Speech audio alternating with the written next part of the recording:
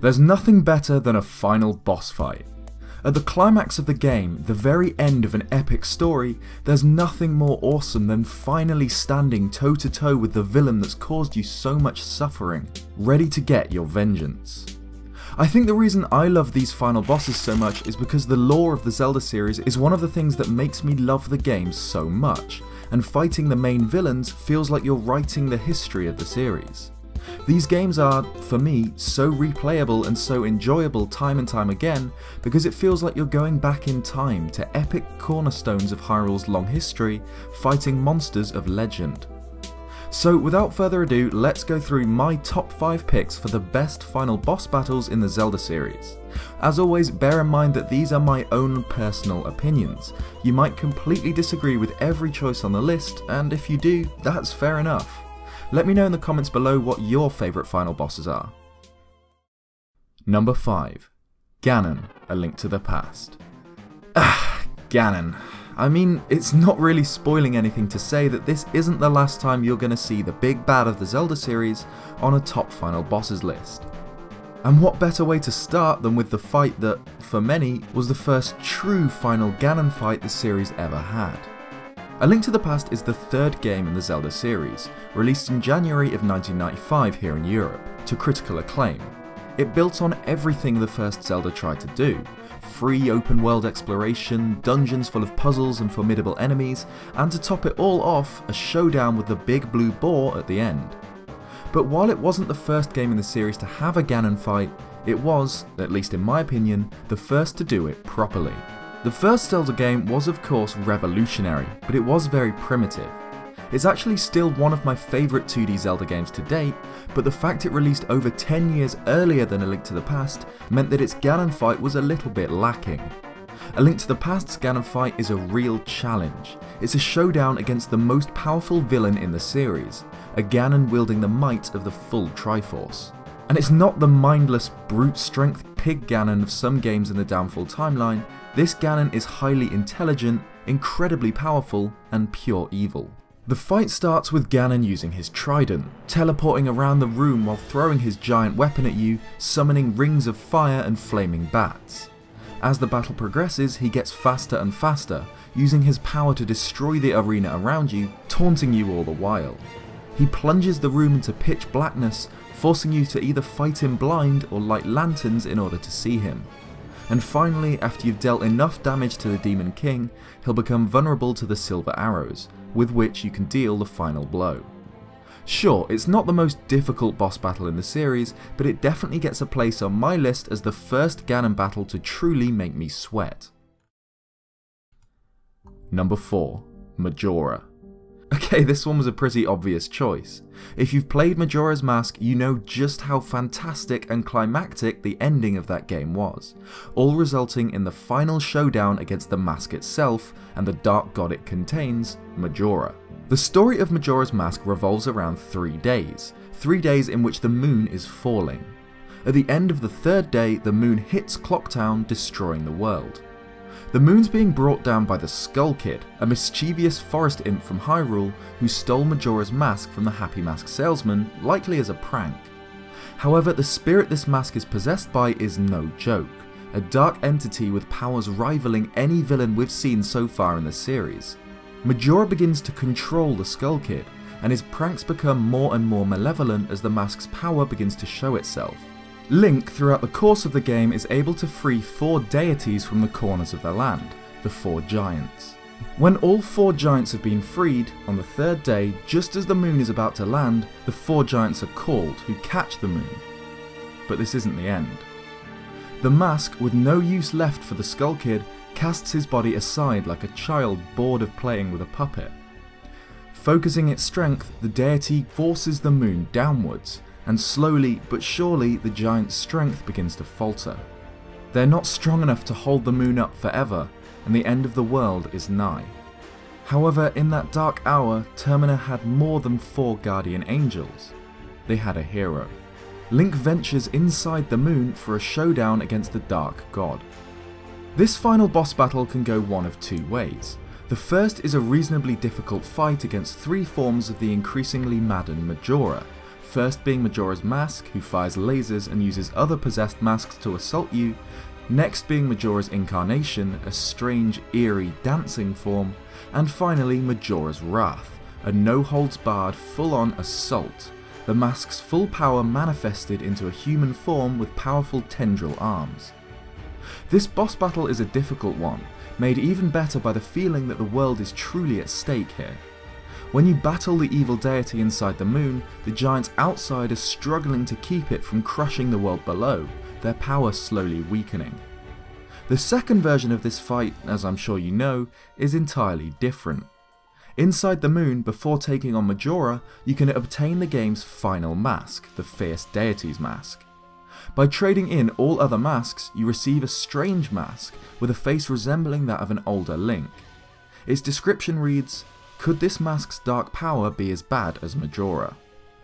This mask imbues Link with the power of a dark god, transforming him into an incredibly tall figure resembling adult Link, with strange armour, face paint, a colossal double helix sword, and eyes pure white without pupils or irises.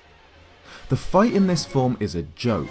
Majora can be defeated in seconds by the raw, brutal power of the Fierce Deity. It's so much fun to overpower the big bad of this game, a villain that's caused so much pain and suffering and enjoyed bullying an entire world with its evil power and manipulating the Skull Kid, and finally Link brings this deity to its knees. Whichever way you fight Majora, whether you choose a tense one-on-one or toy with it with the power of the Fierce Deity, the build-up and meaning behind this boss battle make it easily one of the best final bosses the series has ever seen. Number 3. Ganondorf, the Wind Waker. Ganondorf in the Wind Waker is by far the most well-established villain in the Zelda series. I'm really happy to see Ocarina of Time Ganondorf in Smash. He's a whole lot more expressive than Twilight Princess's King of Evil, but for me there's one true Ganondorf, and that's the adult timeline counterpart in the Wind Waker. Ganon in this game is a broken man, cursed by the endless cycle of fate. Hundreds of years before the game, after having been sealed by the Seven Sages and the Hero of Time during Ocarina of Time, Ganondorf broke free from his seal and laid waste to the land. This resulted in a direct divine intervention by the goddesses who flooded the kingdom and extinguished Ganon's rampage. However, hundreds of years later, Ganon returns, killing the sages Laruto and Fado to seal away the power of the Master Sword. In his search for the Triforce of Wisdom, he kidnaps every girl with pointed ears he can find, searching for Princess Zelda. But his fatal mistake was kidnapping one little girl from Outset Island, the sister of the soon-to-be successor to the Hero of Time. After the events of the game, you fight Ganondorf at the top of his tower, in the sunken, lost kingdom of Hyrule. He takes the Triforce of Courage from Link and Wisdom from Zelda, finally completing that which he had yearned for centuries, the full Triforce. He explains that long ago, the Kingdom of Hyrule was a beautiful, prosperous land, but his people, the Gerudo, suffered and starved in the dry heat of the desert. During the days, the sands burned in the relentless heat, and during the night, his people shivered in the bitter cold. Ganondorf coveted the bountiful, rich lands of Hyrule, while his people perished in the unforgiving desert. And here, in the Sunken Kingdom, he finally has the Triforce at his command. He can finally seize control of the land he was so envious of for so long.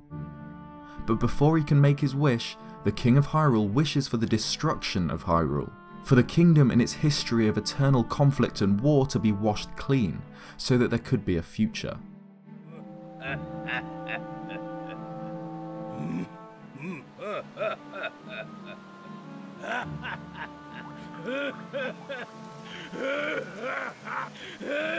This is the laugh of a broken man. A man who, for eons, has been bent on a single goal, obtaining the Triforce and using it to rule the kingdom. A man who's come just within reach of achieving his dream, only for it to be torn out from beneath him. This is a man with nothing left to lose. The actual fight against Ganondorf is a straight up sword fight, with Zelda providing support with the light arrows from a distance. The fight itself is nothing special, but it's the atmosphere, the build up, the climax of a fantastic story that makes this battle so special. Torrential rain pours from the skies in all directions. You fight Ganondorf in the last seconds of Hyrule's existence. At the end of the fight, when Ganon is weak, you dodge a sword swing, leap above the Gerudo, and bury the Master Sword deep within his skull, in what I think is the single coolest kill in the history of the series. And with this kill, you finally end the eternal hatred of Ganondorf, and allow the Kingdom of Hyrule to die in peace. Number 2. Demise. It wouldn't be a proper final boss list without including the one that started it all. The forefather of all evil in the Zelda series, the dark architect of all Hyrule's pain, the true Demon King, Demise. Demise was an ancient being that appeared hundreds of years before Skyward Sword, bringing forth demons in an attempt to take the Triforce for himself. While he was bested and sealed by the goddess Hylia during Skyward Sword with the aid of his demon lord Girahim, Demise breaks free. You technically fight Demise multiple times during the game in the form of the Imprisoned, but it's not until the end game, when Zelda's soul has been consumed and Girahim has transformed into a beastly black anti-Master Sword, that the true fight begins. After ages of work, Girahim succeeded in reviving his master, and once again the Dark Lord walks the earth. I love the Demise fight because you really get the feeling you're fighting a monster of legend. This isn't just any old demon, this is the Demon King, an ancient god that walked the earth millennia ago. He respects the courage of Link, commending Link's decision to stand before him and save Zelda. The other humans he's known, he goes on, were weak creatures that cowered at the mere sight of him. When he last walked this world, humans screamed and clung in fear to their goddess, praying and weeping, but not Link. It's because of this bravery, a courage he's never known before, that Demise agrees to a one-on-one fight. He does not fear Link, but wants to humour the only human brave enough to make a final stand for his world, and so creates a space in which to break this final resistance. The final fight takes place in this weird alternate dimension, somewhat reminiscent of the area in which you fight Dark Link in Ocarina of Time's Water Temple, which is fitting, as with Demise, it really feels like you're fighting the anti-Link, the antithesis of everything Link stands for. Demise embodies the Triforce of power, huge and muscular, wielding a brutal sword the size of Link in itself. It's a straight up duel to the death, making use of straight swordplay and the occasional lightning strike to best the opponent. And after a fierce battle, Skyward Sword ends with the second coolest kill in the series, a jumping lightning strike stab to the chest of the Demon King. This fight has to be on a final bosses list for the Zelda series, as it's the origin story of the series. This fight, this duel, lays the foundation for the rest of the series, and what a way to start it. Number 1. Ganon, Ocarina of Time. I'm pretty sure a lot of you will have expected this. If you've seen my top Zelda bosses video, you'll know that not only is this my favourite final boss fight, it's straight up my favourite boss fight of all time. After a fierce duel at the top of his dark tower, you best Ganondorf and his magic, piercing his thick armour with light arrows and bringing the might of the Master Sword to bear against him. And with the last of his strength, in a final effort to kill the hero and the princess, Ganondorf collapses his own tower, bringing it down on the trio. Link and Zelda narrowly escape before the tower implodes, leaving behind a pile of burning rubble and presumably Ganondorf's corpse somewhere in the ruins. But this isn't the end. From within the wreckage, Ganondorf bursts free, his eyes are pure burning gold. Overcome with hatred, he uses the full might of the Triforce of Power, transforming from the Gerudo Thief into a colossal beast, a demon who towers over Link. Every boss in Ocarina of Time has a little prefix before their name, like parasitic armoured arachnid Goma, infernal dinosaur king Dodongo, but not Ganon. He needs no introduction, you know exactly who this is. At the end of Ocarina of Time you witness the birth of the Blight of Hyrule, a being so consumed by the lust for power that he lost all sense of his former self, so filled with burning malice that he can't be reasoned with. Ganon is a force of nature, a plague on the kingdom, and this is his birth. The fight itself is still, for me, the single most cinematic Zelda fight, 20 years later. The arena is lit only by the lightning that crawls across the black skies, showing the gargantuan silhouette of the Demon King in stark contrast with the flashes of white. He is the single most terrifying and imposing Zelda enemy, and you face him alone. Thanks for watching this video. If you liked it, be sure to leave a like, and if you haven't already, consider subscribing for more Zelda content. If you have any suggestions for any videos, please leave them in the comments below. Cheers guys, and I'll see you next time.